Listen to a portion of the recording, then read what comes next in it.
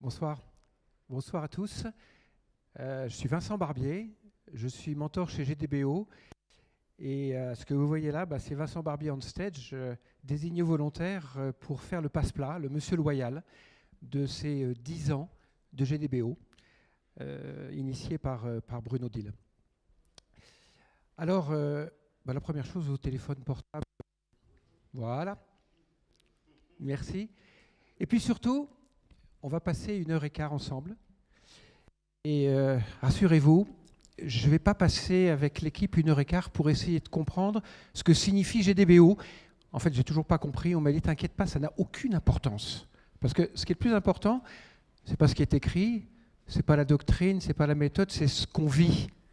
Et là, on a eu, je pense, une très bonne idée, parce qu'il y a beaucoup de personnes, des mentorés, comme on les appelle, qui ont travaillé avec GDBO, les mentors de GDBO, qui les ont accompagnés. Et on leur a proposé, un certain nombre, de venir témoigner, juste ici, de ce qu'ils ont vécu avec GDBO, en quoi GDBO les a aidés dans leur cheminement professionnel. Et donc, sans plus attendre, je vais proposer au premier des personnes qui viennent, qui est donc Paul Bérétro, qui est le directeur de Transdev à Reims. Et Paul va nous parler de son expérience de mentoring individuel. Paul. Merci.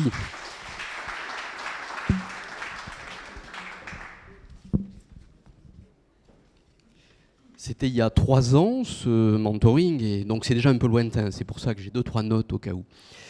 Merci. Donc, je dirige une entreprise de transport public de voyageurs à Reims, qui est filiale d'un groupe Transdev. Et donc, le transport public de voyageurs en urbain, ce sont des bus, tramways, voilà. C'est un métier de main-d'œuvre, un métier de relations humaines, tant que les véhicules autonomes, c'est un spectre pour nous, n'ont pas tué l'emploi. Et donc, je suis arrivé à Reims après un assez long parcours dans ce métier, émaillé de mutations successives. Et finalement, à chaque mutation, à chaque mouvement, même si ce métier, je le connais, eh bien, à chaque prise de poste, on remet son titre en jeu. On connaît des recettes, mais les ingrédients changent. Les ustensiles aussi, bon, voilà. Et puis nos chefs changent également. Et moi, en amont de ma prise de poste à Reims, mes chefs avaient changé. Ils ne me connaissaient pas, mais ça n'a pas de rapport. Ils m'ont dit, voilà, on te fait confiance, mais, tout est dans le mais, on va quand même te prescrire un petit accompagnement, ça ne peut pas faire de mal. Et puis dans tous les cas, ça fait partie, il n'y a pas à discuter. Ce qui est heureux, c'est que j'ai eu le choix par contre sur le cabinet. Et je ne vais pas vous raconter tout ce parcours pendant 6 mois, avec Didier notamment. Et je vais simplement, ce serait trop long, je vais simplement vous parler de 3 points qui ressortent dans ma mémoire 3 ans après.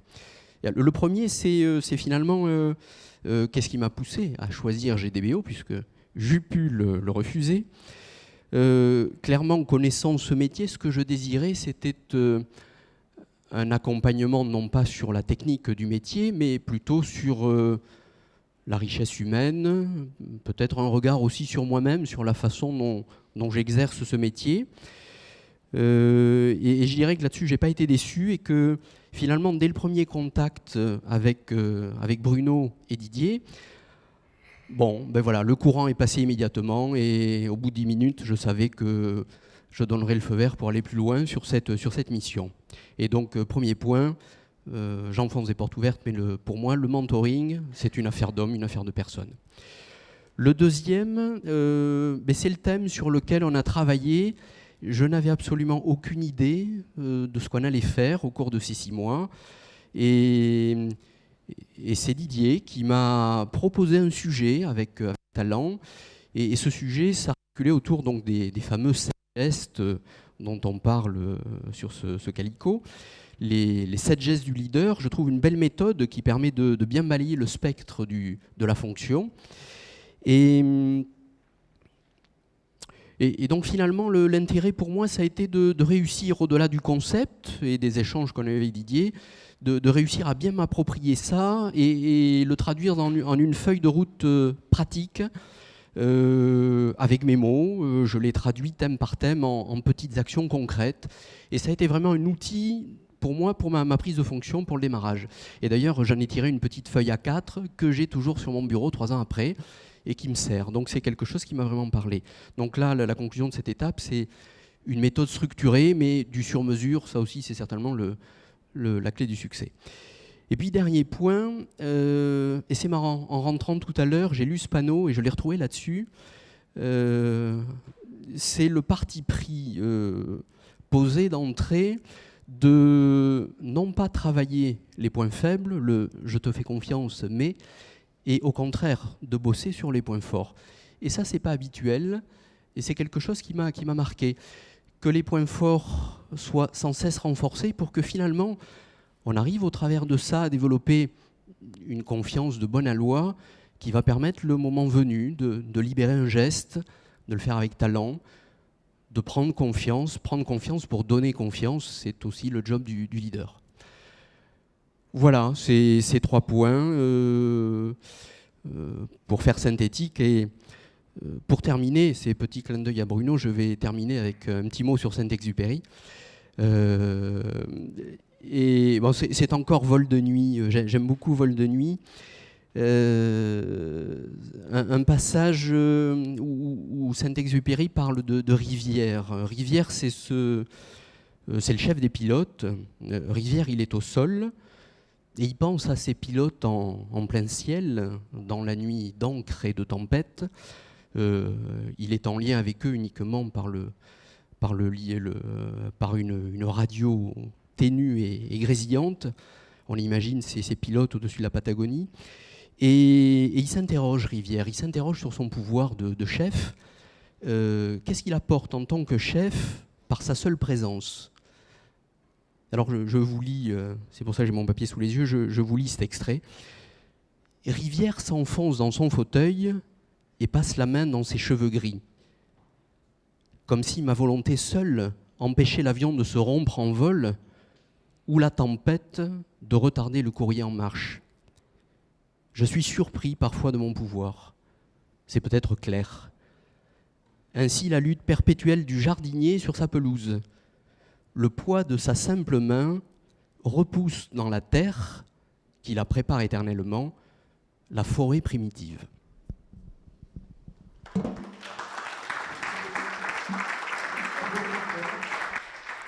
Merci. Alors, nous avons eu un témoignage de mentoring individuel, mais GDBO aussi exerce beaucoup dans le collectif. Nous appelons cela les cohortes.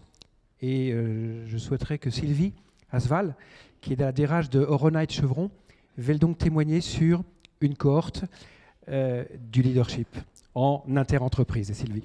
Merci. Bonsoir à tous. Tout d'abord, je souhaiterais remercier Bruno et Philippe d'avoir pensé à moi pour ce témoignage. J'étais très honorée. Tout comme quand je suis arrivée la première fois, j'ai mis beaucoup de temps avant d'arriver à accepter une cohorte collective. Je ne me pensais pas à la hauteur. Je me pensais être moins bien que les autres et pas capable d'être au même niveau. Et c'est aussi le cas pour ce soir, mais en même temps, c'est un vrai challenge et je suis ravie d'être là. Les cohortes, et ma cohorte spécialement, la mienne, elle était très très bonne, elle était magnifique. J'étais d'ailleurs la seule représentante féminine, donc j'étais super entourée. Mais au final, ce que je sais par Bruno et Philippe, c'est qu'en fait, vous êtes tous superbes. Quelque part, on a beaucoup échangé sur vous tous. J'ai un peu l'impression de vous connaître. Et c'est aussi ça, les cohortes et tout l'esprit de GDBO. Ce que j'ai beaucoup aimé en fait dans GDBO et pourquoi je suis arrivée là, c'est que c'était un format un peu différent. Un format simple, efficace, 2 heures dans lequel on avait, je trouve, une belle prise de recul. On avait beaucoup de partages, et j'ai eu beaucoup de plaisir à regarder chacun, mais aussi à regarder le groupe fonctionner. J'ai beaucoup aimé la façon dont on faisait, après les interventions de chacun, le feedback, les échanges, toujours avec beaucoup de bienveillance, et on a osé chacun être nous-mêmes et d'aborder toutes ces structures de leadership d'une façon hyper simple. Et je trouve que c'est important quand on veut parler des hommes. On était là pour parler de comment faire grandir les autres. Et un de mes sujets fétiches à moi, c'est l'engagement des salariés pour transformer les sociétés. J'avais donc effectivement essayé de parler de comment être et comment emmener une entreprise à se transformer pour prendre le meilleur des uns et des autres. Comment est-ce qu'on peut aborder tous les sujets sans aucun a priori, aborder la notion de courage managérial, aborder les problèmes de RPS, aborder, que ce soit avec les cadres et non-cadres, trouver des gens qui nous emmènent. Donc il fallait arriver à embarquer tout le monde. Et au final, c'est ce que vous avez fait avec nous tous. Et avec vos 10 ans, aujourd'hui, vous arrivez à être... on est beaucoup à être ici et derrière vous, à essayer de continuer à vous donner l'élan. Et je voudrais être sûre, c'est que demain, on puisse vous aider à continuer. Donc quand j'ai, moi, travaillé sur cette notion de leadership, courage managérial et d'engagement, j'ai vraiment essayé de trouver auprès des salariés de chez moi, comité de direction, mais les managers, les salariés, et d'oser leur dire à un moment donné, ce n'est pas qu'un programme, j'ai besoin que vous soyez avec nous. Et j'ai surtout aimé, c'est aller chercher ceux qui n'arrivaient pas à rentrer dans le programme. Et dans ces cas-là, je suis un peu comme transcendée. C'est-à-dire que les gens, j'ai envie de les ramener, de les prendre avec moi et de dire, je vais vous expliquer pourquoi. Les cohortes ont permis effectivement avec... Allô ? Ah si, ça... Le fait d'avoir eu des retours très très positifs et des retours sincères, vous avez su aussi en nous mettant la météo, avec un format un peu différent, après les feedbacks reçus de chacun, nous donner cette facilité d'exploiter ce qu'on a reçu, et ça c'est superbe, merci pour ça. Je pense que, je ne sais pas si vous le ressortez de temps en temps, votre document, mais je trouve qu'il nous aide dans l'approche de certains d'autres dossiers. Donc ça c'est les plus de vous avoir eu là, effectivement, et d'oser prendre tout ce qui nous sort au moment où on a envie de le faire, pour emmener tout le monde.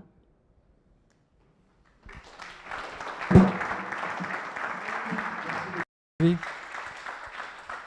Merci, voilà un témoignage de nos corps du leadership. Alors derrière ça, il y a pas mal de réflexions. Tous les 3 mois, les mentors, les 12, les 15, les 20 mentors de GDBO se réunissent autour d'une réflexion autour de Bruno et de Philippe Faugeron pour voir comment on peut progresser avec l'expérience que nous avons, et également pour partager, avec souvent l'aide d'un grand témoin, un certain nombre de notions. Il y a une notion que nous travaillons en permanence et sur laquelle je pense que nous pouvons être extrêmement fiers. Elle est extraordinairement subtile. Elle s'appelle le geste. Et à ce titre, j'aimerais que Philippe Faugeron, qui a été à l'initiative également de GDBO, puisse vous en faire part et vous donner, vous allez voir, il a de l'élan, Philippe. Pour l'arrêter, c'est un peu compliqué, mais il y va. Et Philippe a été le DRH du développement du groupe Carrefour. Philippe.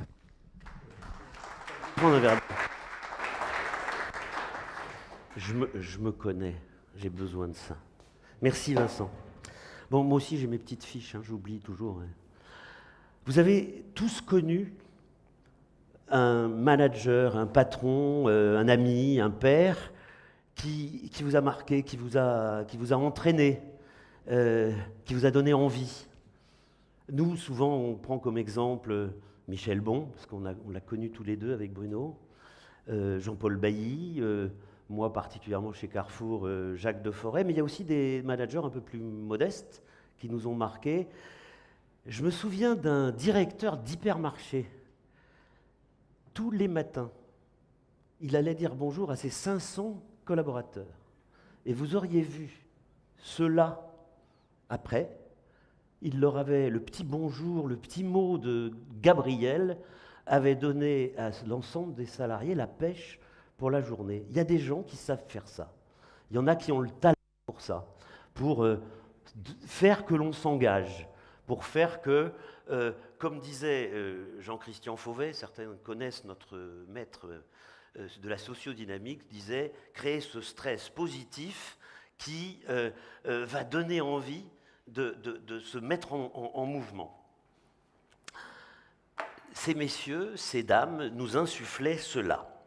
Donc au fil de nos expériences, au fil de nos vies, on a vraiment forgé des convictions, de fortes convictions, qu'on partage avec, j'espère, beaucoup d'entre vous. Il n'y a pas de réussite sans les femmes et les hommes dans une équipe, dans une organisation. Autre chose, puisqu'on parle de développement du leadership, un leader ne réussit que s'il a su entraîner un collectif vers le succès. Certains m'entendent me répéter souvent sur ce thème. Parce qu'il aura fait grandir les gens, alors il grandira lui-même. Vous voyez que c'est dans ce sens notre position. On n'est pas dans le développement de la dynamique de la puissance de soi. On est dans la contribution au grandissement des autres. C'est-à-dire qu'on n'est pas dans la puissance et l'assujettissement, c'est parfois à la mode, pas nous. On est dans la confiance et le grandissement. Voilà, c'est ça qu'on essaye de tenir et de partager avec tous ceux qui ont à nos cohortes ou mentoring. Mais alors là, ce n'est pas des choses qu'on apprend dans les bouquins.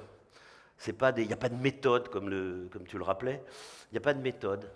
On donne la priorité à la vie, à la relation et à l'échange d'expériences. Et c'est par là que la transmission se fera. Alors, j'aime bien prendre cet exemple parce qu'en fait, on est de l'ordre de l'apprentissage. Je vois Olivier qui est là. Et là-dessus, on partage des choses. Quand on connaît la terre, quand on connaît le travail manuel, on est sensible à cette transmission dans le temps, par le partage. Moi, je vais vous parler de mon grand-père. Mon grand-père, il m'a appris à réaliser des greffes, il m'a appris à utiliser le rabot. Mais alors, quand on lui demandait ce qu'il faisait pour nous apprendre, il disait je lui montre. Sauf que c'était un peu plus subtil que ça. D'abord, il nous donnait le temps. Et puis, il nous confiait des tâches un peu subalternes. Il fallait nettoyer les outils, il fallait balayer l'atelier. Puis un jour, il vous disait, ça y est, tu prends le rabot. Oh. Et alors là, il vous montrait, alors tu touches la lame là, qui est bien enclenchée dans la lumière du rabot. On dit et tu touches, hein, et tu sens. Et puis, tu as senti quand tu attaques correctement la planche, l'essence du bois. Hein, et puis, tu as entendu le copeau qui s'enroule en craquelant là. Tu as entendu ça? Et puis, tu as vu le reflet là? Et puis c'est doux, hein? Voilà. Il avait passé par l'essence cette transmission. Et la communication, la transmission, le transfert de cette essence, il est là parce qu'il y a eu appel au sens. Sinon, on n'est que dans la compréhension. La compréhension plus l'essence, mais ça fait que le geste est présent. Sinon, il n'y aura que imitation ou mimétisme. Voilà où j'en suis là.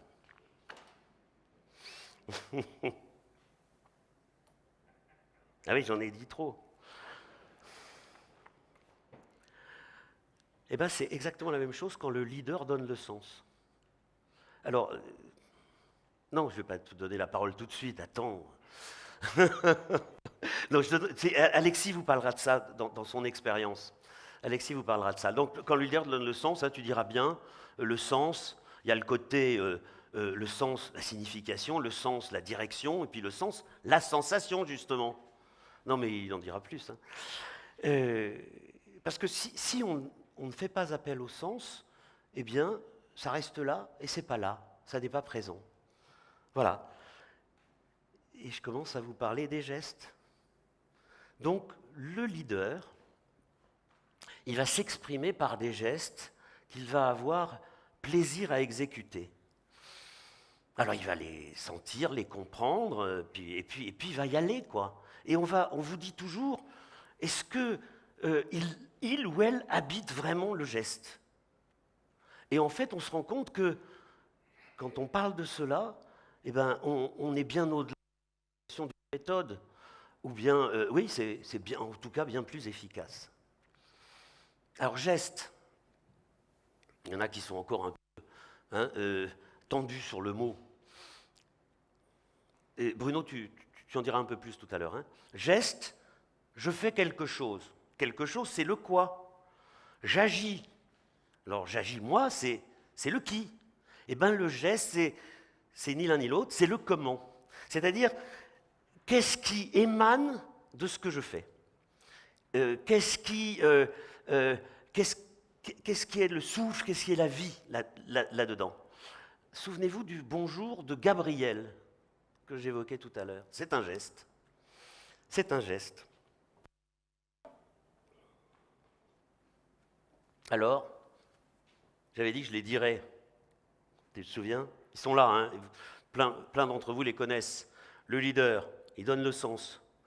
Le leader, il pilote la performance. Le leader, il crée des liens. Le leader, il libère les énergies.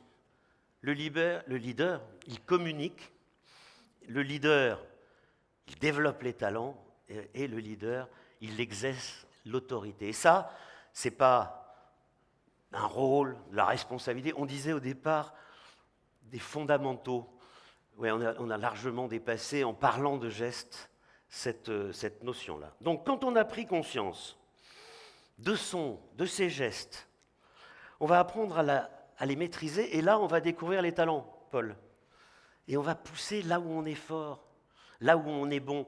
Parce que pour rebondir sur ce que disait Paul tout à l'heure, vous savez, quand la ligne de flottaison d'un bateau, quand le haut monte, le reste suit. Eh bien, ça marche là aussi. Donc, pousser là où on est fort. Il faut savoir ce que tu vaux parce que tu vaux beaucoup plus. On vous l'a dit à tous. Vous savez de qui ça vient, hein? Une choriste des Rolling Stones. Ouais, on a les références qu'on peut. Hein? Donc, je vais être en confiance. Je vais me détendre. Je vais déployer mes ailes fort de mes talents. Et là, je vais oser. Je vais lâcher prise. Et je vais devenir auteur de mon geste. Auteur de mon geste. Et puis là, c'est beau. Hein? Mais même on a commencé à esquisser avec Paul, avec Sylvie, on va le voir avec les autres. C'est beau. On commence à parler d'esthétisme dans le geste. Et c'est pas fini. Brigitte Lefebvre, prof à l'Opéra de Paris, disait, en parlant de ces danseurs étoiles, disait, dans le geste, il y a le talent, il y a le saut, et puis, non, il y a l'élan, pardon, et puis il y a le saut. Là, on s'est arrêté à l'élan, là. Le saut, je n'ai pas trouvé encore, mais je vous promets, je trouverai. La prochaine fois, pour les 20 ans, je vous fais une photo du saut. Et, alors, j'en étais où? Oui, donc d'abord, il y a l'élan. Donc, fort de mes gestes, sûr de mes talents, j'ose être moi-même. J'ose, je me lâche, c'est l'élan. C'est le « sois toi-même, cela te réussit » de Spinoza. Hein? Mais attention, soudain surgit l'imprévisible. Et l'imprévisible, par les temps qui courent, c'est de plus en plus fréquent. Hein? Et là, si je me réfère, si j'ai confiance dans ce que je sais, j'étais fort, je me sentais bien, ben il y a risque de casse. Il y a risque de casse, on est dans un monde différent, on est dans la discontinuité, on est dans le pas appris, et il y a un vrai risque. Alors là, il faut passer de l'élan à autre chose. Je ne dois plus être face à l'imprévisible, je ne dois plus être en contrôle. Je dois savoir faire le vide. Sylvain Tesson, tu te souviens, il disait « Sur la glace, tu ne conduis plus, tu vises. » Voilà, je sais faire le vide. J'oublie ce que je sais, j'ai confiance en ce que je suis, et je me lâche dans un vide. Mais dans un vide, le vide, ça n'est pas rien. Un vide plein de ressources. Et là, on aborderait des notions de l'ordre de l'émergence, de la confiance. Enfin, vous sentez le truc, un vide, mais un vide riche. Alors, quand on accède à ce niveau de l'exercice du geste, on va se sentir en harmonie. On va se sentir en harmonie avec ce qu'on sait, avec ce à quoi on croit, ses croyances, ses engagements, ses valeurs. Et ça se voit. Il y a de la cohérence dans ces actes. Et bien, ça crée de l'envie. alors encore une citation, à te regarder faire, ils s'habitueront, ça c'est René Char, et ça crée de l'envie, et non seulement de l'envie pour soi, mais de l'envie de transmettre aux autres. Alors je vous ai parlé d'esthétisme, je vous ai parlé de plaisir, d'envie. Il y a encore un truc que je veux vous évoquer sur le geste, c'est le mouvement, on parle de geste, donc c'est la combinaison des mouvements. Alors je vous le fais. Dans le sens, vous avez de l'élan, vous avez l'ouverture de quelque chose, vers l'étoile, quoi. Alors je vais prendre en deuxième les liens, en pensant à Marc, là-bas. Mouvement de rassemblement, de je connecte. Dans l'exercice de l'autorité, c'est un point fixe, c'est de la fixation, avec du courage, avec de la fermeté. Dans la performance, c'est du réglage, c'est de l'arbitrage, c'est je règle la pression, je suis dans les équilibres entre les différents facteurs. Dans libérer les énergies, je suis là dans un mouvement, dans un souffle pour créer le mouvement. Dans communiquer, je dois accepter mon rayonnement propre. Mais alors en étant très sens en éveil par rapport au feedback, par rapport à ce qui me vient de ceux qui sont autour de moi, communiquer. Il reste les talents, d'en développer les talents. Alors là, c'est le beau geste, quoi. C'est celui de je suscite l'élan vers le vide, je suscite le mouvement vers le vide. Et Sébastien, il voulait absolument que je donne comme exemple l'exemple de la marche de l'enfant. Vous savez, quand on a appris à un enfant à marcher, il est prêt, et il y a un moment où ça y est. Il est dans le vide, parce qu'il a confiance en vous, et il a extraordinairement envie. Alors voilà que, vous voyez qu'il y a des forces qui se combinent hein, quand même dans tous ces gestes. Ça, c'est beau, d'ailleurs. Ouais. Alors, où est-ce qu'elles sont, mes fiches?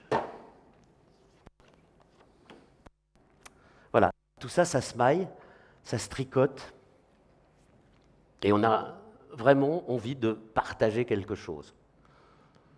Alors, celui qui communique la vie augmente la mienne. On a découvert cette phrase avec Bruno, et vraiment, on s'est dit, ça y est, c'est notre truc, quoi. C'est notre engagement, en fait. Dans l'exercice du geste, c'est assez joli. Dans nos engagements propres, ça répond complètement, et c'est vraiment l'objet de notre boulot. Celui qui communique la vie augmente la mienne. C'est assez joli, ce truc. Donc, ce qui est marrant, c'est que depuis 10 minutes, j'espère que ça fait 15 minutes, hein, Bruno, parce que sinon, depuis 10 minutes, je vous parle de gestes. Hein. Or, il y a un monsieur qu'on aime bien aussi qui nous dit « Les mots peuvent mentir, pas les gestes ». Et en fait, je vous en parle. C'est complètement paradoxal. Enfin, je fais un peu des gestes aussi. Hein. Voilà. Bah oui. Donc, notre boulot, c'est de partager nos gestes, vos gestes, pour vous donner envie d'être vous-même, et puis Paul, je reviens à ce que tu disais, de vous donner envie de donner le meilleur de vous-même. Et tout ça, évidemment impliqué dans vos gestes, fort de vos talents, vous allez faire réussir vos équipes, vous allez les faire grandir, et puis vous allez leur donner envie, eux aussi, de communiquer la vie, et puis de créer les conditions pour le faire ensemble. Et là, ça marche. Là, ça va marcher. Et quand vous avez réussi, là, il y a un autre truc que nous proposons, c'est d'être capable de se retirer pour que la victoire soit leur victoire. Les gens disent, nous l'avons fait nous-mêmes. Eh bien ça, c'est considéré comme étant votre victoire. Merci.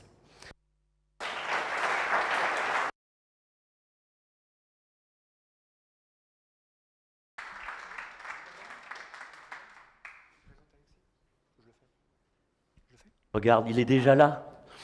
Donc, comme je vous l'ai promis, Alexis. Alors, Alexis, c'était un consultant. J'en ai quelques-uns dans la salle, là, tu vois. C'était un consultant qui est devenu opérationnel et qui a pris en charge la plateforme du Mans. Ça, c'est le mien, hein. Garde le tien. Prends-le. Qui a pris en charge la plateforme de Mondial Assistance au Mans. Il est arrivé au Mans, je vous ai dit, il va vous parler du sens. Bonsoir à tous. Alors oui, j'ai l'honneur d'être responsable de ce centre d'assistance auto au Mans depuis 2015. Un peu de contexte, j'ai travaillé 12 ans dans le conseil et puis 3 ans à la holding internationale de Mondial Assistance. Et je vais vous parler de donner du sens. Donc j'arrive en octobre 2015 avec mon blazer et mes boutons dorés, le même. Et j'arrive après la saison d'été, qui est une saison traditionnellement assez chargée. Et j'arrive avec un cadeau de bienvenue. Quelques jours avant mon arrivée, a été présenté en comité d'entreprise une profonde réorganisation du site du Mans. Donc j'arrive, je suis un ancien consultant, et je vais devoir faire, avec cette annonce qui a été faite en CE, une profonde réorganisation du site. Bon, très bien. Cette réorganisation, elle a pour objectif d'être plus précis, d'aller vers plus de qualité de service et plus d'efficacité dans la tête de la direction et dans la mienne. C'est super clair, ça fait du sens. Mais par contre, quand je me balade sur les plateaux, j'entends des phrases du type « Ah, monsieur, on ne va pas gérer nos dossiers d'assistance comme avant, on va faire moins de qualité. » Bon, je vois bien que le sujet inquiète un petit peu, et puis comme je viens d'arriver, je m'interdis absolument de sortir le bon vieux PowerPoint. Je me l'interdis et je décide d'écouter, d'observer, de regarder un petit peu tout ce qui se passe. Quelques semaines passent et puis un de mes N-1 vient dans mon bureau et me dit « Alexis, bon, je ne vais pas te parler de la réorg, mais je vais te parler de ce qu'une de mes chargées d'assistance vient de me dire. » Elle m'a dit « Lui, là, le nouveau directeur qui vient de Paris, il va fermer le site. » Je lui dis « Mais Cyril, pourquoi elle t'a dit ça ?» Eh bien, il va fermer le site parce qu'il n'a pas mis de photo de sa femme dans son bureau. Ça veut dire qu'il n'est pas là pour longtemps. Et là, je me suis dit, OK, j'ai pris le temps d'arriver, il va falloir que j'explique les choses et que je parle de cette réorganisation. Voilà, donc je prends contact avec l'ensemble du site, je commence à dialoguer, et puis ce premier niveau de dialogue permet d'obtenir à la fin de l'année, donc 2 mois après mon arrivée, l'approbation de la réorganisation par les instances du personnel. Donc je vois ça comme une première victoire, une petite victoire, mais une première victoire. Et là, les représentants syndicaux me disent « Mais monsieur Deveau, c'est bien, nous, OK, nous on voit, mais il va falloir l'expliquer à 600 personnes maintenant. 600 personnes maintenant. » Donc, le temps passant, je me suis dit « Il faut que je donne plus de corps à ce que ça veut dire qualité de service, ce que ça veut dire plus d'efficacité. » Donc, je rencontre l'ensemble des managers, 2 heures avec chaque manager. Je fais des déjeuners informels avec les chargés d'assistance pour voir ce qu'ils ont dans les tripes. Je rencontre des chargés d'assistance en plénière.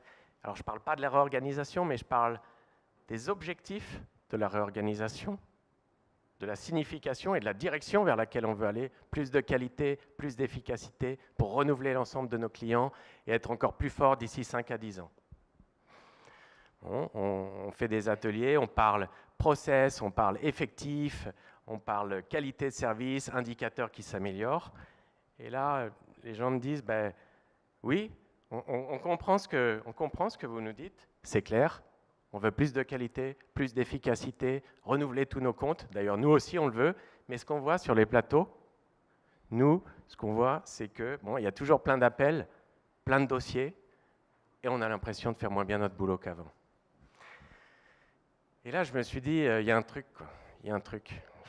Je ne sais pas comment je vais faire, mais il y a un truc. Je me suis dit, moi, je suis en train de penser le sens en termes d'arguments, de direction, de signification, d'objectifs. Eux, ils ressentent avec leurs sentiments. Et j'ai l'impression que ces arguments et ces sentiments ne collent pas encore complètement ensemble. Et donc, je me suis dit, il faut que tu y ailles plus franco. Vas-y, plus franco, et fais des choses différentes. 2 choses. J'ai pris des chargés d'assistance avec des managers, je les ai mis à faire des ateliers dans des salles de travail. Je leur ai dit, vous débrouillez, moi je me retire. Vous faites des ajustements, vous venez me les présenter, et après, vous allez aller les présenter vous-même à l'ensemble de vos collègues. Ça, c'était une première chose. Les faire parler eux-mêmes. Et deuxième chose, qui a créé un véritable déclic, c'est que j'ai organisé une formation de 500 personnes à la gestion de la relation client. Chaque employé a eu un coach qui est venu expliquer aux chargés d'assistance comment encore mieux accueillir les les personnes qui appellent, comment mieux prendre congé, quelle posture avoir au téléphone. Et très naïvement, je me postais de temps en temps à la sortie des salles de formation. Et souvent, ils venaient me dire, ben là, ça nous touche. Là, on voit ce que vous voulez dire avec plus de qualité de service.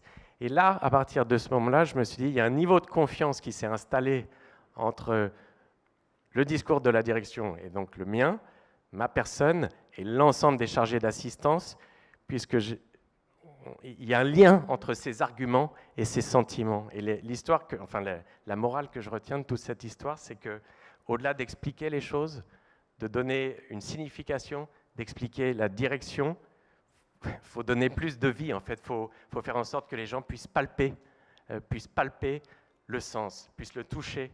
Voilà, c'est vraiment ce que j'ai ressenti tout au long de ce cheminement pendant 1 an et demi à peu près. Merci pour votre attention. Merci Alexis. Alors c'est vrai, on voulait donner la parole à beaucoup plus de membres des cohortes. Ils ont tous des très belles histoires à nous raconter. Mais on a proposé qu'à quelques-uns, trop peu. Alors Clarisse va venir vous régional du CNRS, à l'origine juriste, hein. Oui, plutôt, hein. Ouais. Et puis elle a pris en charge une délégation, alors je ne sais pas de laquelle tu vas nous parler, de Rennes, mais à toi. Je ne vais pas parler de Rennes, alors. Moi, juste un petit retour de témoignage. Merci beaucoup, parce que j'aurais pu raconter une histoire comme ça, surtout qu'il y a moins d'1 an, en fait, hein, puisque moi, j'étais dans la cohorte qui s'est terminée au mois de mai. Je suis arrivée là, je ne comprenais rien. On me disait, on va travailler sur les gestes. Je suis même allée voir dans le trésor de la langue française au CNRS. On a toujours des outils très originaux. Donc moi, je ne vais pas voir dans le Robert, ni dans le Larousse, je vais voir dans le trésor de la langue française qu'est-ce que c'est qu'un geste. J'ai l'impression de savoir. Et puis, de moi, on dit plutôt, oui, Clarisse, avec sa carrière, c'est un bon manager. Elle a été DRH longtemps dans une grande université, tout ça. Donc, je me sens bon manager. Donc j'ai l'impression que je sais conduire le changement, je sais piloter les organisations, je sais conduire un projet, je sais motiver évidemment, je sais développer les compétences, je me sens plutôt à l'aise. D'ailleurs, je suis gorgée de mon importance, hein. J'arrive, moi je suis dans la cohorte, en plus je suis la seule femme, moi aussi forcément, enfin, vu le nombre de femmes qu'il y a dans la salle, on a dû être nombreuses à être la seule dans notre cohorte. Donc je suis très fière d'être là et j'interviens la première sur donner le sens. Et je raconte une histoire comme ça, un petit peu... Puis je parle un peu de moi.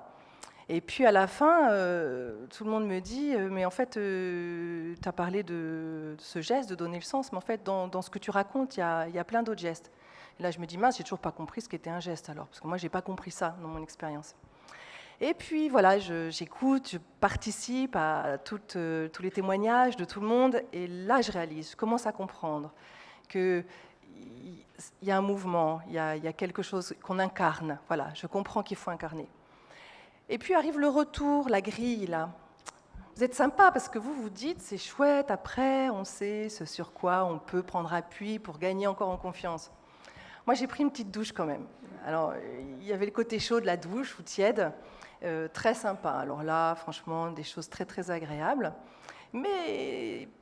un petit jet d'eau froide, vous savez, comme chez le coiffeur, pour que les cheveux soient plus brillants à la fin du shampoing. Il y en a eu quelques-uns quand même. Et au final, je sors de là, ça pique un peu. Ça pique un peu, et je me dis, ah bon, alors donc, finalement, créer des liens, pas tant que ça. Les relations bilatérales, ouais, facile. Ça, tu y arrives. En plus, on me dit que j'utilise mon charme pour ça. J'apprécie modérément, je dois dire. Et puis, je me dis, non, mais bon sang de bois, moi, si on me disait aujourd'hui, choisis une photo pour dire un saut après l'élan, choisis une photo. Moi, je choisis la photo de 10 mecs ou 10 nanas qui sautent en vol libre en se donnant la main d'un avion. Je ne choisis pas une photo où je suis toute seule en train de plonger la tête la première dans un bouillon. Donc, ou même la photo de ta danseuse qui saute et qui ne sait pas bien où elle retombe d'ailleurs. Et si elle se fait pas mal à la cheville en retombant. Donc, je choisis vraiment ça. Donc, je me dis, j'ai raté un truc. Dans mon expression, j'ai peut-être été, on me dit, tu es un peu... oh, allez, on ne me dit pas ça, mais ce qui ressort, c'est un peu gourou quand même. Un petit côté gourou que tu cultives. Et donc, Et donc, je réfléchis en rentrant dans ma nouvelle délégation régionale. J'étais déléguée régionale en Bretagne pendant 4 ans. J'avais conduit un très, très gros projet qui avait super bien marché. J'étais vraiment fière de moi. Et là, j'arrive à Villejuif. Alors, Villejuif, c'est pas la Bretagne, hein. Et les bords de la Bièvre, c'est pas tout à fait la même chose que les bords de la Vilaine ou la Rance ou le bord de mer. Et j'arrive à Villejuif, je sors de mes cohortes, j'avais redémarré un projet au CNRS, il y a quelques petits dadas. Parmi les dadas, il y a la démarche d'amélioration continue. Donc, qu'on soit convaincu ou pas que c'est utile de le faire, dans chaque direction, délégation régionale, il y en a 18, il y a 18 démarches d'amélioration continue, qui sont toutes évidemment extrêmement originales les unes par rapport aux autres. La réalité, c'est qu'elles sont toutes les mêmes. Il s'agit de faire en sorte que les gens aient le sentiment de participer à un projet vraiment positif, construit, co-construit, pour améliorer la façon dont on travaille. Alors moi, j'arrive à Villejuif, il n'y en avait pas. Donc je la redémarre, cette démarche d'amélioration continue. Et puis là, je me rends compte que les recettes que j'ai utilisées à Rennes, elles ne marchent pas à Villejuif. Et puis, ça arrive au moment de ce fameux retour sur la grille, là, où on m'a dit, il y a des petits trucs là, quand même, voilà, qui me picotent un peu. Et je me dis, mais au fond, jusqu'à présent, c'est mon petit côté gourou peut-être, je fixe un cap, je pose les rails, je donne le sens. Alors le sens dans le sens de direction, ça, il n'y a aucun doute, je le donne. Et puis le sens dans le sens de signification, je le donne aussi. Le sens sensation, je m'occupe de moi, les autres s'occupent des autres, ça m'allait très bien comme ça. Et puis je fixe des objectifs, je dis voilà, on se donne tant de temps pour arriver à tel résultat. C'est ça que je faisais. Et grâce aux cohortes, grâce au retour un peu critique que j'ai eu, j'ai compris qu'il fallait que j'y mette, moi, juste un peu de lâcher prise. Et qu'en lâchant prise, moi, je pouvais faire lâcher prise à mes cadres. J'ai 22 cadres dans ma direction régionale. Je manage une équipe de 170 personnes à peu près. Et donc, j'avais commencé par fixer des objectifs, un cap, etc. Et puis finalement, il y a des ateliers qui se sont créés. Et quand les ateliers se sont créés, je leur ai envoyé à tous, les membres des ateliers, cette photo, avec un petit mot. Je leur ai dit, maintenant, vous en êtes là, donc allez-y. Vous rêvez d'une qualité de vie au travail idéale, ben, écrivez-le, dites, c'est quoi les conditions de travail idéales? Et alors là, j'étais pas là. Et ils se sont dit, bon sang de bois, mais on fait comment? Et en fait, je ne peux pas vous faire un retour complet. On parlait du retour dans son propre cheminement après les cohortes. Je ne peux pas le faire parce que ça fait 4 mois qu'ils bossent. Tout ce que je sais, c'est qu'ils ont monté un projet de qualité de vie au travail qu'ils ont présenté en réponse à un appel d'offres, qu'ils ont été lauréats, qu'ils ont récupéré de l'argent, qu'ils ont acheté du mobilier. Ils m'ont demandé d'utiliser librement une salle de nos bureaux. Je ne sais pas ce qu'ils vont faire, mais ils vont faire quelque chose et qu'ils vont me présenter le fruit de leur travail à moi et aux autres membres de ma direction prochainement.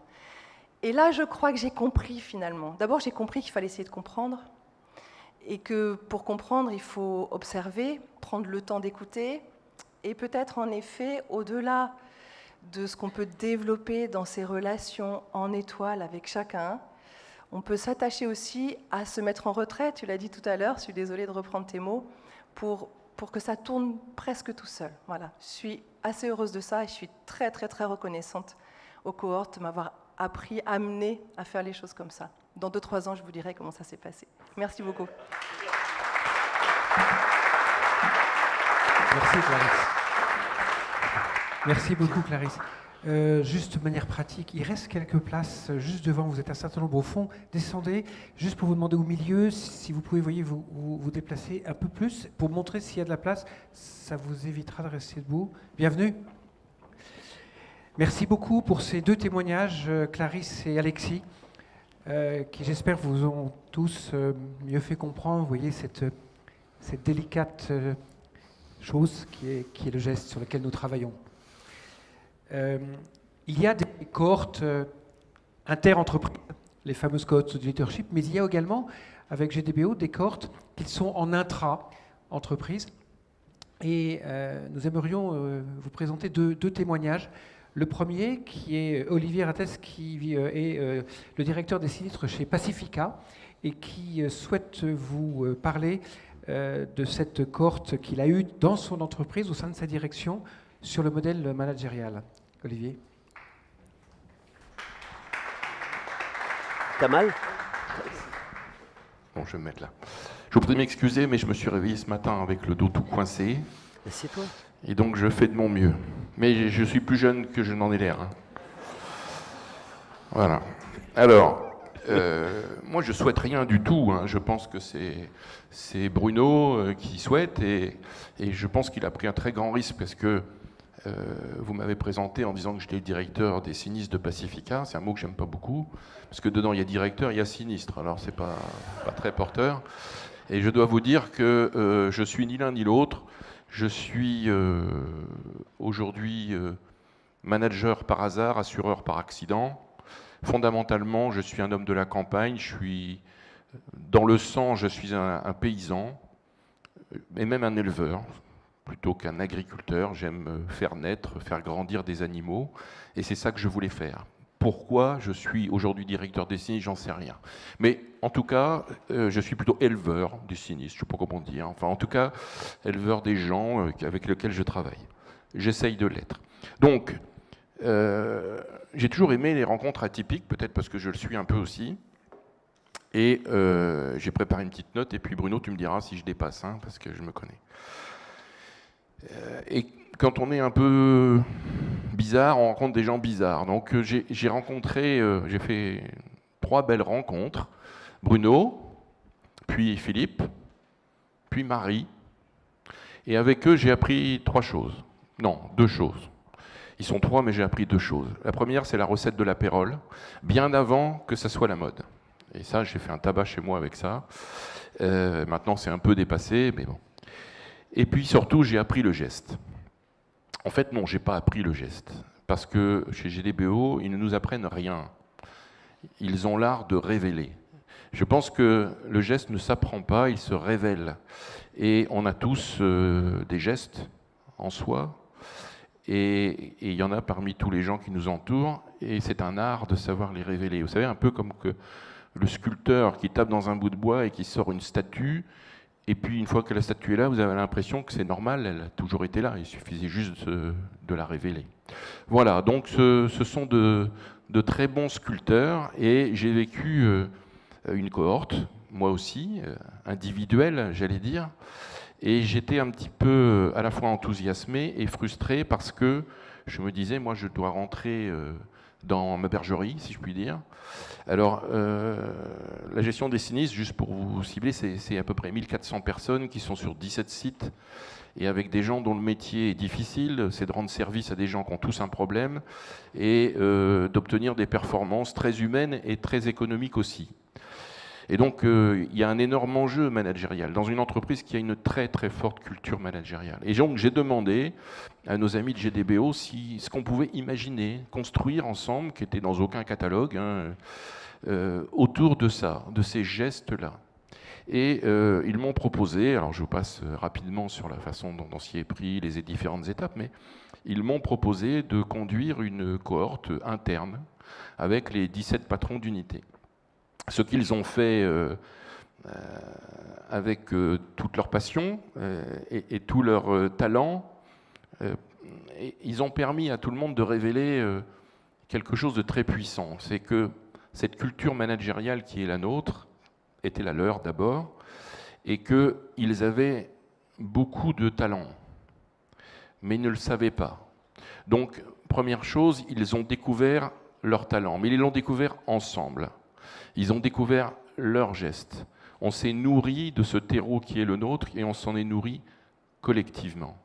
Et aujourd'hui, cette démarche collective nous a permis d'être totalement alignés sur des choses absolument non contestables qui soudent des collaborateurs et surtout qui leur permettent de transmettre avec énormément d'authenticité ce que l'on est fondamentalement. Et ça nous a permis, alors ça c'était en 2016, je crois, fin 2015 et début 2016, ça nous a permis d'avancer à grands pas dans un chantier de transformation. On est en transformation permanente, mais parce qu'il n'y a pas de transformation sans socle, et sans valeur commune. Alors, c'est quoi ces grands sujets qui ont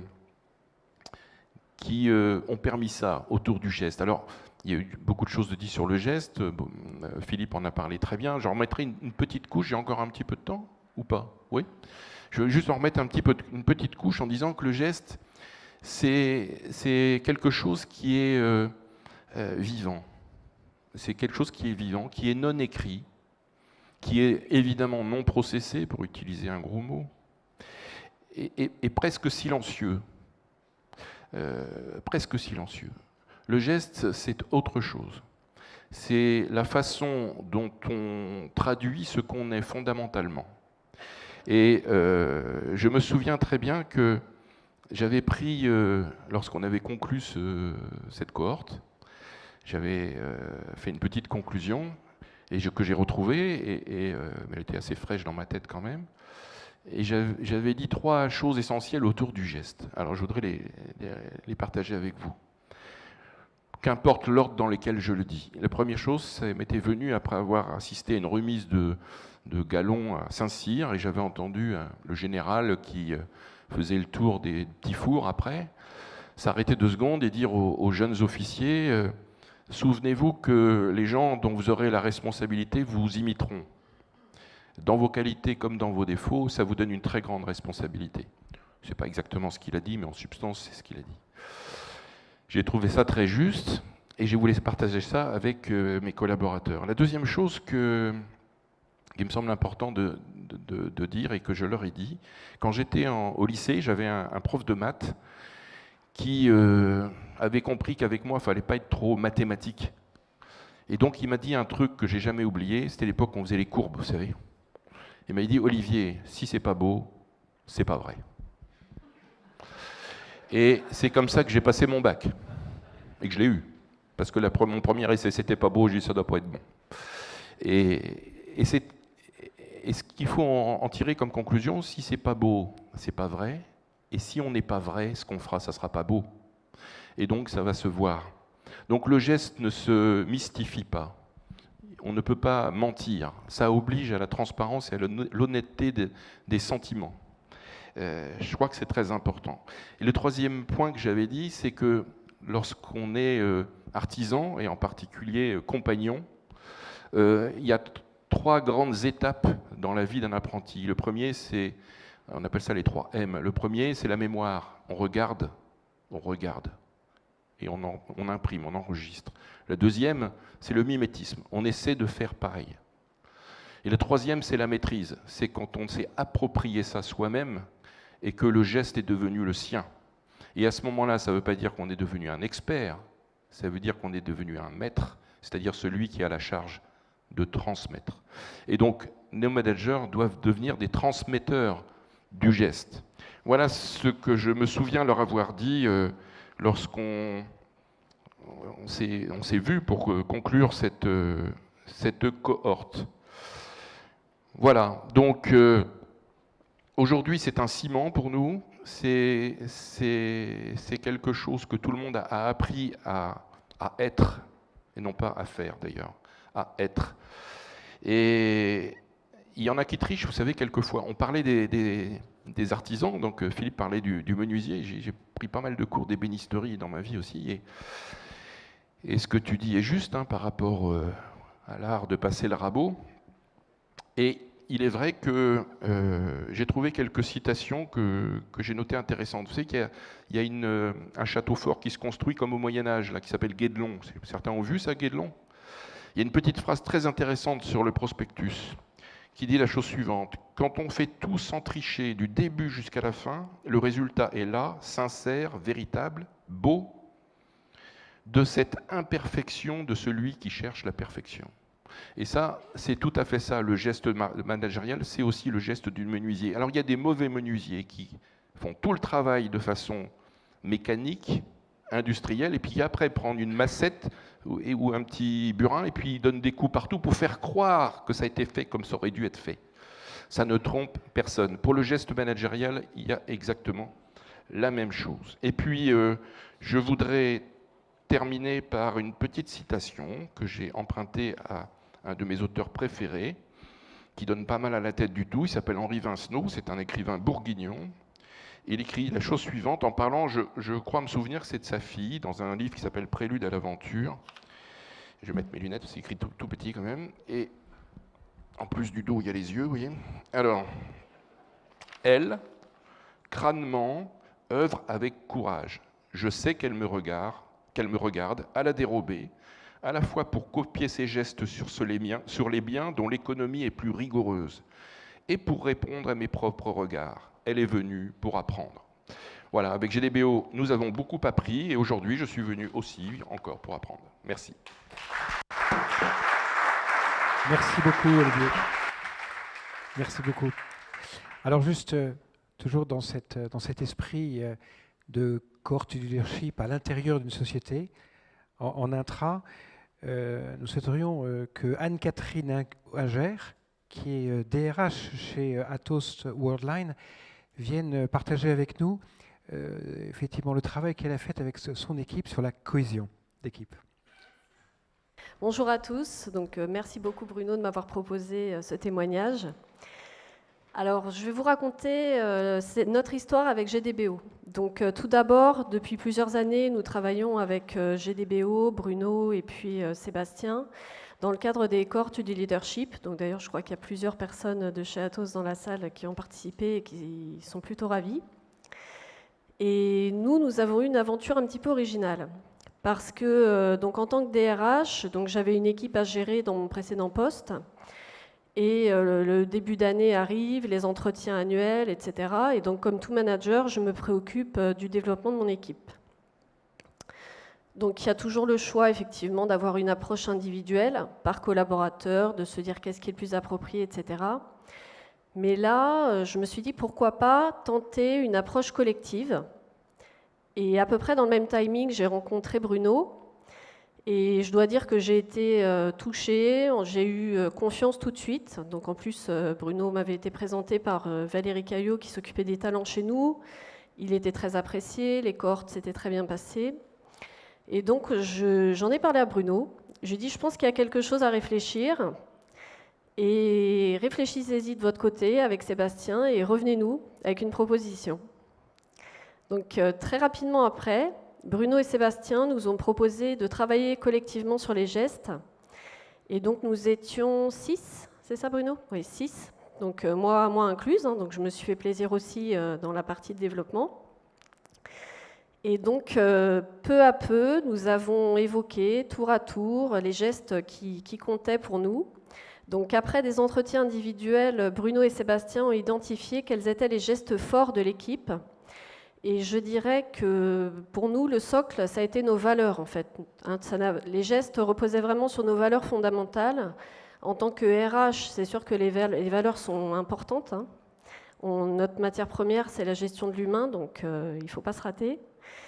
Et donc là, Bruno et Sébastien nous ont fait travailler, échanger sur nos 5 gestes. Donc, je ne sais pas si on peut en parler un peu plus en détail, mais bon. En gros, il y avait le sens du collectif, l'écoute, le savoir accompagner, parce que ça, c'est vrai que c'était important, c'était essentiel dans notre rôle de RH. Voilà, donc je ne vais pas tout détailler. Mais bon, donc collectivement, nous avons vraiment développé ces gestes et mûri tout ça. Et je dirais que cette approche, en fait, a constitué un vrai bagage que nous avons gardé par la suite. Parce que là, quelques mois après cet exercice, l'histoire d'une entreprise évoluant, moi je suis partie dans une filiale, d'ailleurs l'une de mes anciennes collaboratrices vient de m'y rejoindre, l'équipe a changé de manager, etc. Donc la vie normale d'une entreprise qui bouge, hein, donc les gens sont là et puis ne sont plus là, etc. Ça évolue. Et en fait, je dirais que ces valeurs, ça a été notre bagage collectif, ces gestes, qui nous permettent maintenant d'avoir un socle au sein duquel on sait que nous sommes bien et dont nous avons besoin pour bien faire notre métier de RH. Voilà, donc notamment l'écoute. Voilà, on sait que c'est un pilier essentiel du métier de RH. Mais on sait aussi que si on est dans un environnement où on ne peut pas avoir ce geste, c'est qu'il y a un souci. C'est qu'il va falloir mener une action dans notre nouvel environnement pour pouvoir retrouver ces 5 gestes qui finalement constituent les piliers de ce que nous sommes et dont nous n'avions pas conscience. Donc je vous rejoins sur... c'est un révélateur, tout à fait. Voilà, donc je dirais que pour nous, les 5 gestes étaient vraiment portés sur nos valeurs, sur ce qui nous tient à cœur en tant que RH. Et ça a été un exercice extrêmement enrichissant et une fois encore un bagage qu'on pourra garder tout au long de notre parcours professionnel. Donc je vous remercie encore. Ce que je voulais dire, c'est que je pense que la bienveillance de Bruno et Sébastien est essentielle dans la capacité que vous avez à faire sortir tout ça, à révéler tout ça. D'ailleurs, on le voit en arrivant tout à l'heure, j'étais assez frappée par tous les sourires. Vous réunissez les gens avec une bienveillance constante et je pense que ça se sent et c'est grâce à ça que vous arrivez à faire sortir le meilleur de chacun de nous. Donc merci à vous pour ce que vous êtes et pour ce que vous faites. Beaucoup. Merci Anne-Catherine. Alors voilà, ça fait 10 ans que ça dure. Ça fait 10 ans que un certain nombre de cohortes, un certain nombre de mentoring individuel, collectif.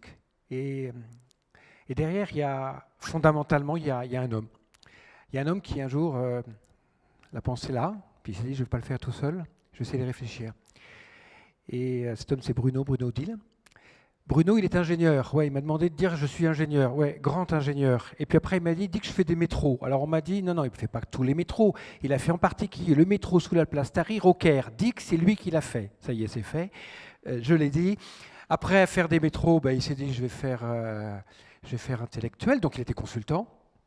Et puis derrière, finalement, il est rentré chez France Télécom. Et là, pendant une quinzaine d'années, il s'est occupé des transformations au sein de France Télécom. Et aux années 2000, il s'occupait de la performance. Et aujourd'hui, Bruno, il aimerait, en tant que lui qui a créé GDBO, nous dire, voilà, comment ça s'est passé à l'origine et ce qu'on est aujourd'hui. Bruno.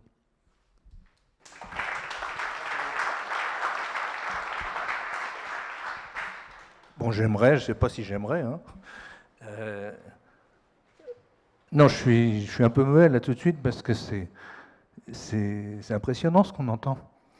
Et moi, je suis touché. Alors, je n'ai pas envie de dire grand-chose. Non, je vais répondre quand même à ta question. 10 ans. Bon, il y a 10 ans, en fait, j'ai quitté le groupe, un grand bateau. C'était super, j'ai une très belle aventure, j'ai connu des gens très bien. J'avais appris plein de choses, j'ai conduit, c'est vrai, des grandes transformations. Voilà, et donc on me propose de quitter le groupe très correctement et je prends l'opportunité et j'en suis plutôt content. D'ailleurs, je suis assez joyeux au début, avec une petite inquiétude, bien sûr. Et puis, je ne sais pas trop comment avancer, je tâtonne au début, je fais mes premiers pas. Non, il y a une seule chose dont j'étais sûr, c'est que ce que j'avais fait dans ma vie professionnelle, ça m'avait bien plu et ça devait être quelque part intéressant. En fait, j'avais appris pas mal de choses. Et je me disais, mais ça doit valoir quelque chose. Qu'est-ce que j'avais appris à conduire des grands projets, réaliser des grands projets. J'avais conduit, manager des RH, des questions RH. J'avais conduit une stratégie. Donc, je me disais, ça vaut quelque chose. Mais quand on est tout seul, ça ne vaut pas grand-chose, en fait. Mais quand même, au fond de moi, je me disais, non, ça, il faut que j'en fasse quelque chose. Et je tâtonnais vraiment. Alors, j'ai essayé, naturellement, à faire le mode consultant. Hein. On est intelligent, comme tu dis, on vient bien parler du quoi, parce qu'on sait bien le parler, on est précis. Hein. Et j'admire, ça a été un très beau métier. Bon, sauf que ça a ses limites quand on est tout seul. Alors après, j'ai fait un peu d'assessment parce que c'était super. Moi, je faisais des observations. Alors c'était très très bien. Sébastien m'y a formé. C'était très passionnant. On voyait des gens, on voyait des qui. Alors c'est passionnant. Et puis, oui, mais ça a un peu sa limite aussi parce que bon, non, la limite que je voyais, c'est que je voulais faire grandir des gens, sentir que des gens allaient grandir. Parce que moi-même, j'avais grandi. Donc. Et alors là, j'ai mon premier déclic. Je me dis, mais bon sang, mais c'est bien sûr, il suffit que j'aille accompagner des gens. Hein, je vais les accompagner, mais pas les accompagner en consultant ou juste en assessment. Non, je vais aller les accompagner sur comment il chemine. Parce que moi j'ai cheminé, on pourrait bien parler en chemin, quoi, voilà. Et là, Marie, elle vend une première mission. Un peu comme ça, hein, donc super. Elle arrive à maman, elle me dit, ça y est, je l'ai. Et alors, on construit quelque chose, on bricole, on invente. Enfin, comme je suis ingénieur, je fais un truc de très très cohérent quand même, hein, parce que je veux que ça dure 6 mois, je veux que ça produise quelque chose. Puis j'en fais une, deux, trois. J'apprends pas mal de choses. Et en fait, ça marche bien. On cherche un mot pour ça. On se dit, bon, qu'est-ce qu'on fait? Accompagnement, c'est un peu mou. Coach, je me dis, je suis pas tamponné coach, j'ai pas fait d'études de coach. Puis c'était très développé, bon, je me voyais pas à l'aise. Par contre, accompagner, je voyais bien. Alors, c'était l'idée de Mentor qui était venue. Vous savez, Mentor, c'est l'ami d'Ulysse qui s'occupe de Télémaque, son fils, quand il n'est pas là, quand il est en voyage. Et Mentor, c'est pas un précepteur, c'est pas un éducateur, hein, c'est très subtil, Mentor. C'est quelqu'un qui chemine avec Télémaque. Il découvre la vie avec lui, un peu comme un oncle, on dirait, pour faire très simple. Et on trouvait ça sympa, le mot mentor, alors on l'a pris. Donc ça a donné mentoring, voilà. Je pense que le mot, ça mérite de regarder l'histoire et le mythe qui est assez joli. Donc on devient des mentors, très bien, ça marche. Et puis un jour, il y a Bernard Bresson, on se prend un café du côté de l'Opéra, il me dit « Ah, qu'est-ce que tu fais ?» Parce qu'on était un peu dans la même configuration. « Oh, ben moi je fais ci, oh, ben je fais ça. » On me dit « Oh, ben je ferais bien comme toi. » Oh, ben je lui dis « Ben viens, on va le faire ensemble. » Et en fait, c'est le premier mentor qui est venu, et c'est le début du réseau des mentors que vous voyez aujourd'hui. Voilà, ça c'est le premier déclic. Alors il y a eu un deuxième déclic. Alors là, celui-là, il est gros, parce que c'est celui qu'on va voir là. On se retrouve vers 2011 avec un appel d'offres de la délégation de la modernisation de l'État. Alors, c'était avec l'ami François Bouteliff, je ne sais pas où il est là-dedans, il est là, voilà. Et puis Philippe. Alors, on se dit, on va essayer de répondre. Il y avait quelque chose de lumineux dans cet appel d'offres, c'est que la personne, François-Daniel Mijon, disait « Je veux quelque chose qui tricote ce que doit faire un leader, et puis qu'il puise les ressources en lui. » Bref, si je vous le traduis maintenant avec nos mots, conduise bien quoi il doit faire, et puis qu'il se connaisse bien pour pousser son qui. Voilà. Alors nous, bon, on y va très bien. Alors Philippe, il est très fort, là, il avait le quoi, la panacée du leadership, hein, ça s'appelait, je crois. Alors moi, je venais avec mon trèfle, hein, sur les talents, les talents qu'on allait pousser. Et alors, on répond à ça. Heureusement qu'il y avait François qui faisait que c'était intelligent en termes de consultant, c'était bien construit. Hein. Mais alors nous, avec Philippe, on se dit comment on va croiser les deux. Alors, on avait fait une matrice, vous voyez, avec du quoi et du qui. Alors, je ne vous dis pas la matrice élémentaire, mais ça nous faisait bien rigoler. Bref, on gagne l'appel d'offres. Ça, c'est un signe du destin. Je ne vais pas dire d'où ça vient, mais là, ça a marché une fois au moins. Ça aide quand ça arrive. Et alors là, on a commencé à bosser parce qu'on a dû tout développer, ce sujet-là, qu'on ne connaissait pas.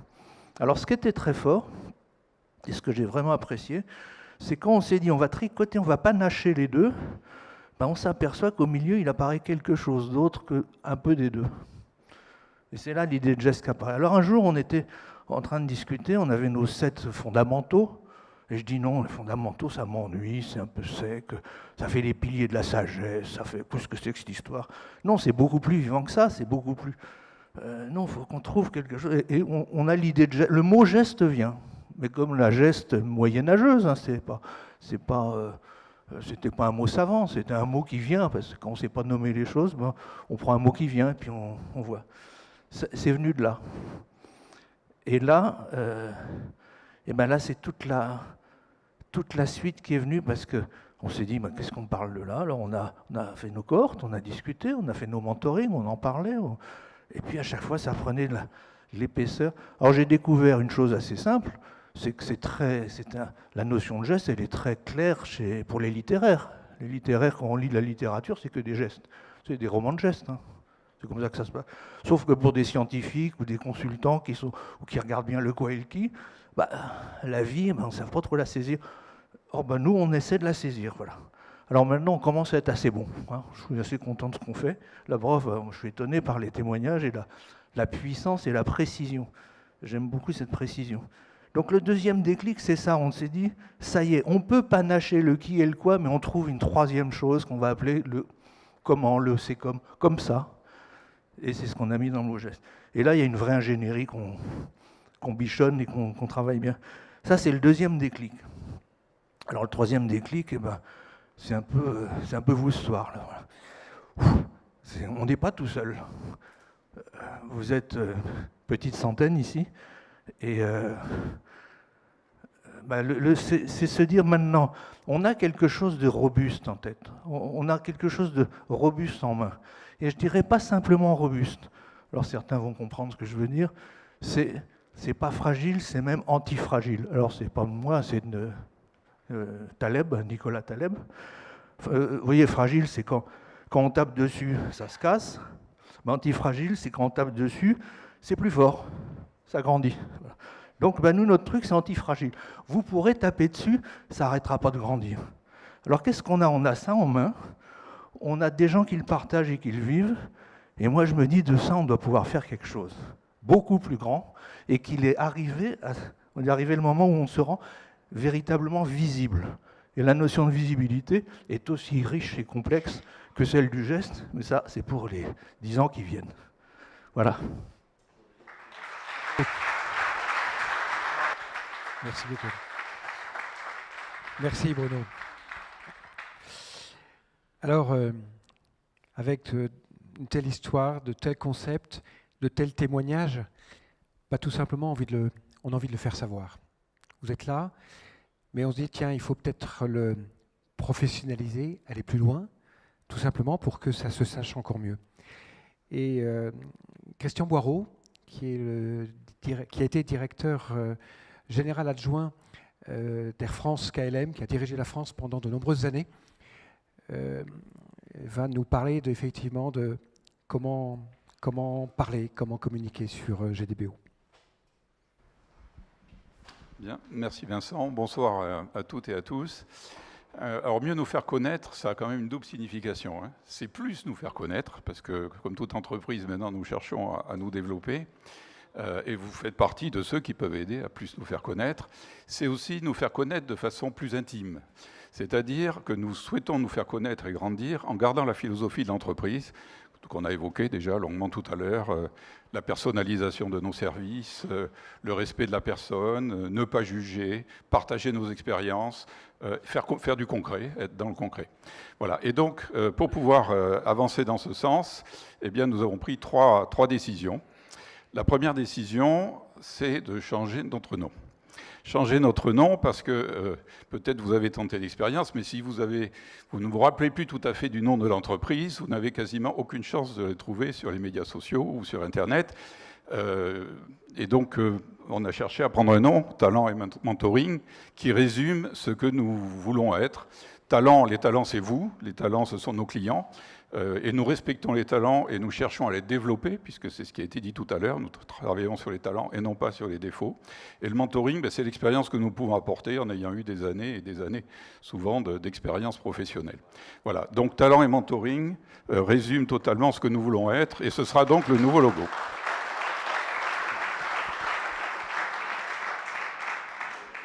Alors, il y a d'ailleurs pour moi une phrase que j'aime beaucoup en cherchant justement sur Internet ce qu'étaient les autres, les concurrents. C'est le mentor, c'est un autre vous-même avec de l'expérience.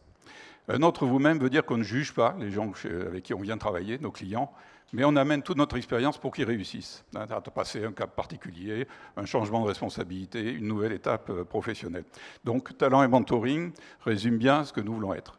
En même temps, deuxième décision cohérente avec le nouveau nom, c'est d'aller modifier un peu notre site. Notre site, nous voulons le rendre un peu plus moderne, utiliser des techniques plus d'aujourd'hui. On y trouvera donc, et vous le découvrirez dès le début 2019, vous découvrirez un site dans lequel il y aura des vidéos, il y aura des interventions nouvelles, il y aura des présentations différentes de ce que vous pouvez y voir aujourd'hui. Et puis la troisième décision qui a été prise, qui est également cohérente avec les deux autres, c'est que nous voulons en même temps être beaucoup plus présents, là je dis bien beaucoup plus présents, dans les médias sociaux, et notamment dans le média, mais ce ne sera pas le seul, mais dans le média qui est le plus important sur les relations professionnelles, qui est LinkedIn. Et d'ailleurs, les mentors qui sont ici, je leur dis tout de suite, auront à contribuer un peu à l'animation du site de l'entreprise, qui s'appellera donc aussi Talent et Mentoring, mais sur LinkedIn. Donc voilà ce que nous voulons faire. Pourquoi? Parce que, premièrement, on veut se poser la question de qu'est-ce que nous vous apportons, qu'est-ce que nous avons de plus, pourquoi nous choisir. Vous êtes tous d'ailleurs une partie de cette réponse, puisque vous avez tous des éléments, et ceux qui sont passés tout à l'heure l'ont dit très, très clairement. Et puis, je pense que nous pourrons discuter de tout ça tout à l'heure autour du pot. Voilà, merci de votre attention. Merci beaucoup, Christian. Merci. Et alors, 10 ans, et si ça continuait? Évidemment, ça va continuer. Et si on se mettait à penser au futur, à rêver, et pour cela, ils se sont mis à 3 pour essayer de nous en parler. Et donc, j'appelle Patricia Valdron-Werner, qui est la DRH d'Orange Business Service, Marc de Briançon, qui est amiral en charge de la flotte de surface, Alain Emali, de Surface Française, DG, directeur général de l'école navale, directeur général de l'école de guerre. Et Sébastien, le Sébastien de tout à l'heure, Sébastien et Bruno, qui est Sébastien Bob, qui est le spécialiste de l'accompagnement. Voilà, simplement nous parler de « et après ». Madame, messieurs.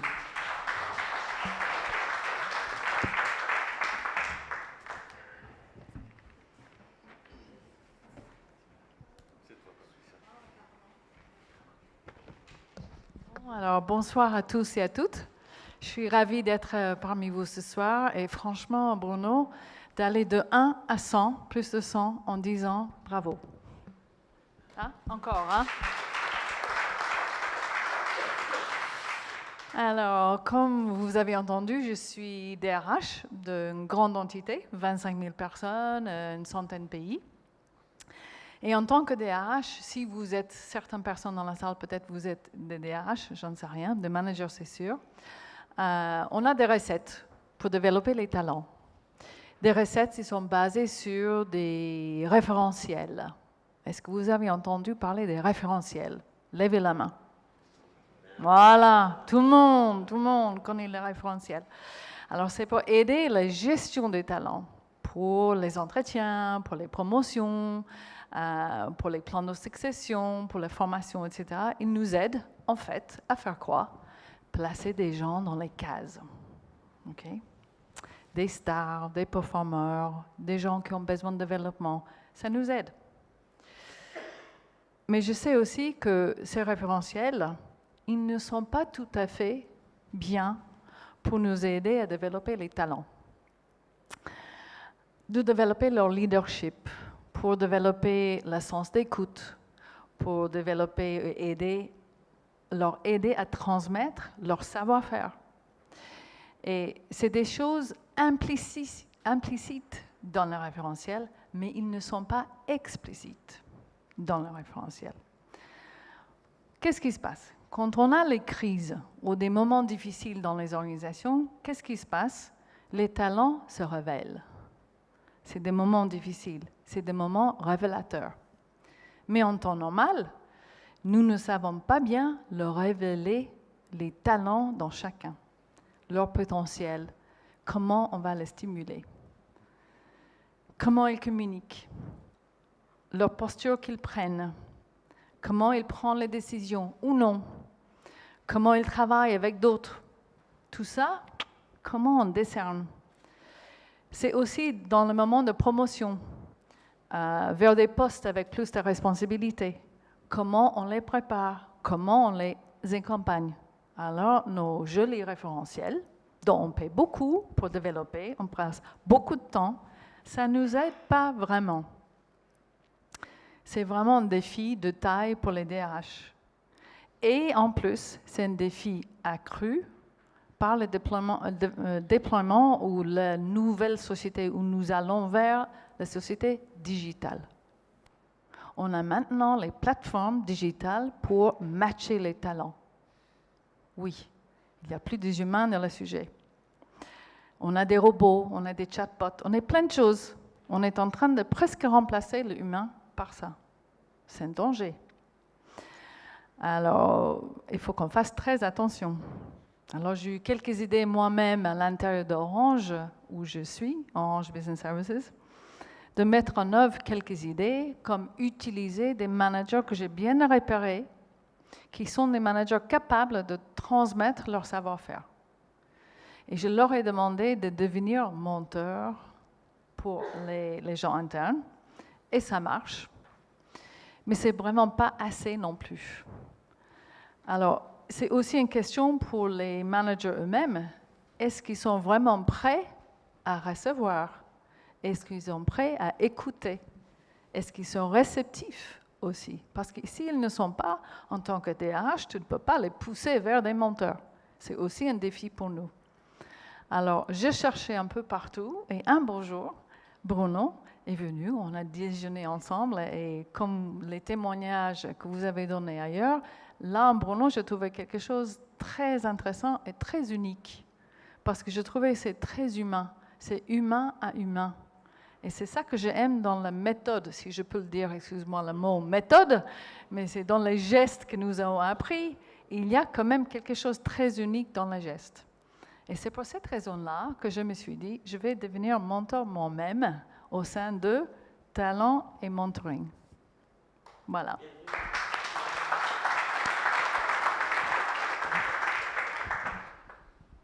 Bon, après ce témoignage haut en couleur de Patricia, je vous propose de changer de couleur, passer de orange au bleu. Le bleu que je suis, le couleur bleu parce que je suis le bisu de Talent et Mentoring. Et le bleu aussi, ça ne vous étonnera pas parce que c'est la couleur de la mer qui a été au cœur de ma vie professionnelle dans la Marine nationale pendant 39 années.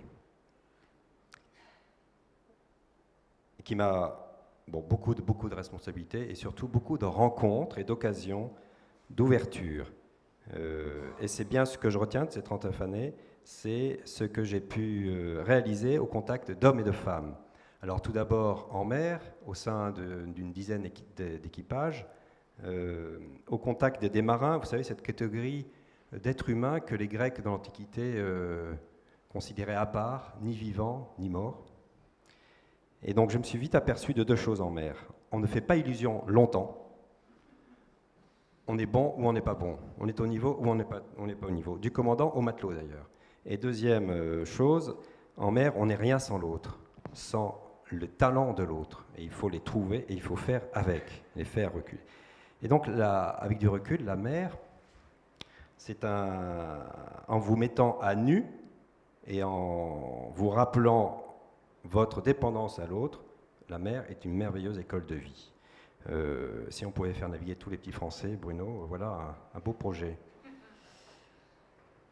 Une autre expérience humaine m'a marqué, celle de formateur. Vous l'avez entendu, j'ai eu la chance de diriger 2 belles écoles.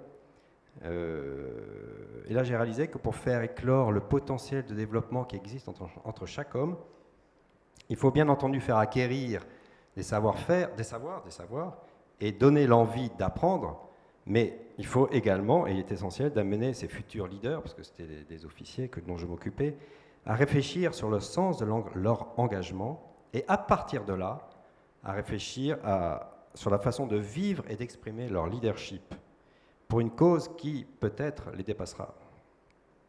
Troisième expérience, pour terminer, troisième mouvement, si je puis dire, je vous emmène à nouveau en mer, mais cette fois-ci comme commandant, avec la charge de constituer un équipage soudé, prêt à tout donner pour le succès de la mission.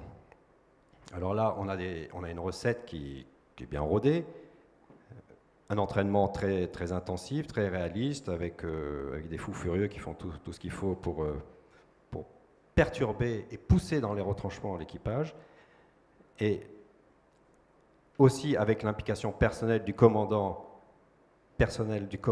engagé et en vérité, quelqu'un vous avait dit ça tout à l'heure et c'est bien vrai, en vérité, permet d'obtenir cette synergie. Mais je me suis aperçu que ça ne suffisait pas, cette démarche un peu collective.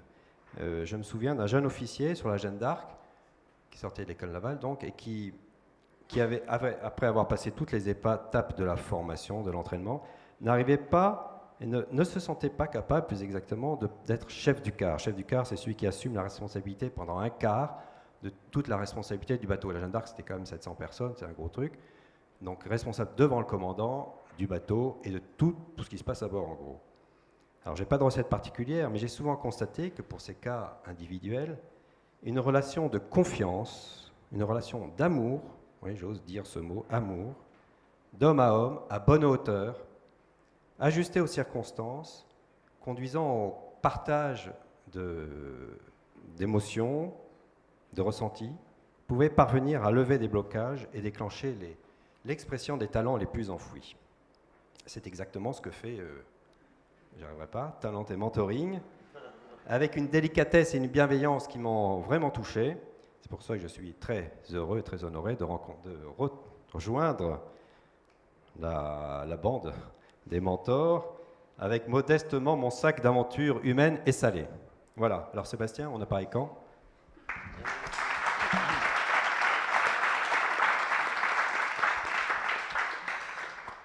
Merci à vous deux. Alors moi je voudrais en préambule dire 2 petits mots et me remémorer il y a 3 ans au Corona, l'un des repères de Bruno et Philippe. Vous m'avez invité à venir vous rencontrer un matin. On s'était croisés dans des vies antérieures autour de l'observation, effectivement. Et vous m'avez dit, on pense que ça peut t'intéresser, on voudrait te parler de ce que l'on fait avec GDBO. Et vous m'avez parlé des gestes. Ça n'a pas été simple au début. Vous vous en rappelez sans doute, on a essayé de définir le geste. Alors je devais ressembler un peu à ces consultants qui cherchent à comprendre. Je n'ai pas tout compris et en fait, vous m'avez aidé à lâcher prise dessus. Et c'est en travaillant non pas sur la définition du geste, mais sur le geste et en particulier sur ce que pourraient être les gestes de développeurs de talent, et c'est la transition, qu'en fait vous m'avez embarqué. Et quand je nous vois aujourd'hui ici, moi aussi, je partage cette émotion. Je dis qu'il y a un sacré chemin qui a été parcouru. Ce soir, en fait, c'est une cohorte. On a entendu des témoignages assez très forts, assez fabuleux. Et je vous remercie de l'invitation que vous m'avez faite et de cette histoire que l'on partage, tous les 3. Et avec tous les autres, mais en particulier que j'ai eu le privilège de vivre avec vous deux. Alors, en vous écoutant, mais finalement, j'entends un même élan, une flamme très forte, une conviction sur le fait qu'il y a beaucoup à faire en matière de développement des talents et qu'il y a sans doute beaucoup plus à faire encore. Et moi, ma conviction, c'est que ce que l'on célèbre ce soir avec GDBO, avec Talent et Mentoring, eh bien, ça peut constituer un matériau extrêmement précieux pour faire bien davantage, à la fois en termes qualitatifs et puis en termes de largeur de déploiement. Alors pour ma part, ça fait un peu plus d'une vingtaine d'années que j'essaye de graviter autour du développement des talents, d'abord dans la position du pilote opérationnel, dans des mondes très différents, celui de l'humanitaire au Moyen-Orient, en Amérique centrale, dans le monde de la grande entreprise, au sein du groupe Vivendi. Ensuite, j'ai été consultant en talent management, donc j'essayais de vendre mes services auprès de personnes comme toi, Patricia, et enfin aujourd'hui au travers de métiers d'accompagnement individuel et collectif.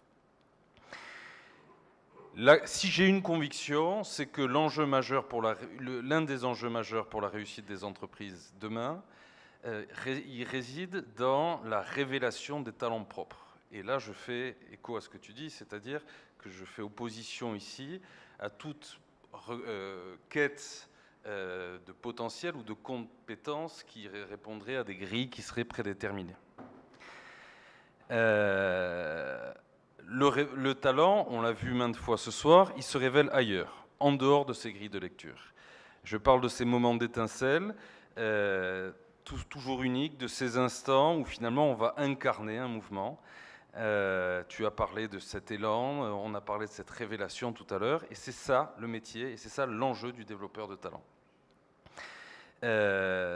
S'y attacher à ces gestes que tu as très bien développés tout à l'heure, c'est s'ouvrir les portes de beaucoup plus de profondeur dans l'accompagnement, dans les métiers de l'accompagnement. C'est être capable de toucher avec beaucoup plus d'impact ce qu'est véritablement le leadership dans les métiers du développement, enfin de la formation du développement. C'est aussi être capable d'accompagner avec beaucoup plus d'efficacité les collectifs et, comme l'a bien évoqué tout à l'heure Anne-Catherine, avec l'exemple de ce que l'on a pu faire avec Atos. Ces expériences récentes nous ont montré qu'aujourd'hui, il est peut-être temps de passer effectivement, tu l'évoquais, à l'étape d'après. Riche de nos expériences différentes, riche de tous ces moments vécus ensemble, on a un matériau concret, solide, expérimenté pour le diffuser beaucoup plus largement auprès de l'ensemble des acteurs du développement des talents. Ce que j'évoque là, ce dont on est en train de parler, c'est le projet très ambitieux, mais auquel on est extrêmement attaché, d'une école de développeurs de talents qui s'ouvrirait donc à tous les acteurs, ceux dont ce serait le métier, qui voudraient faire leur gamme, ceux un peu plus expérimentés, qui voudraient aboutir davantage leurs expertises, l'ensemble des dirigeants, dont certains ne maîtrisent pas assez cette part essentielle de leur métier, et où enfin il pourrait y avoir des plateformes pour que des esprits fins et éclectiques viennent pousser la réflexion. Voilà. Je vous propose que l'on formule ce rêve tous ensemble et surtout qu'on le réalise ensemble. Voilà.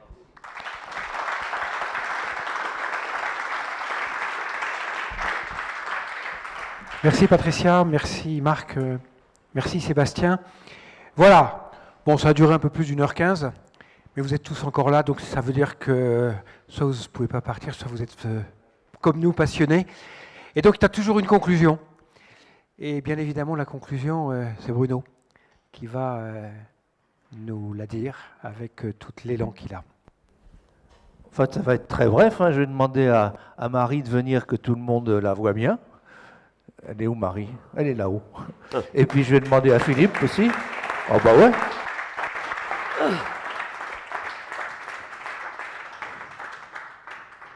T'as pas mis ton Jean-Paul Gaultier? Bon ben voilà, vous avez le germe de la chose. Le germe de la chose. La première forme. Et puis maintenant, voilà, on a cette forme-là. Et puis dans 10 ans, il y aura une autre forme que je souhaite beaucoup plus ample. Et on aura poussé vraiment avec cette précision, cette exigence qui nous caractérise et qui nous réunit tous les trois pour y aller. Et on va vraiment inventer quelque chose. Et moi, j'ai bien confiance à vous tous, parce que c'est avec vous, enfin c'est vous qui allez le faire d'ailleurs. Nous, on sera derrière. Hein, mais voilà, je vous remercie. On va manger et boire un petit coup à côté. On peut passer par le haut, par le bas. Et donc, moi, je vous convie à y aller de ce pas. Alerte pour Olivier, bien sûr, comme d'habitude. Merci à tous. On te prend sur le Bonne soirée. Merci.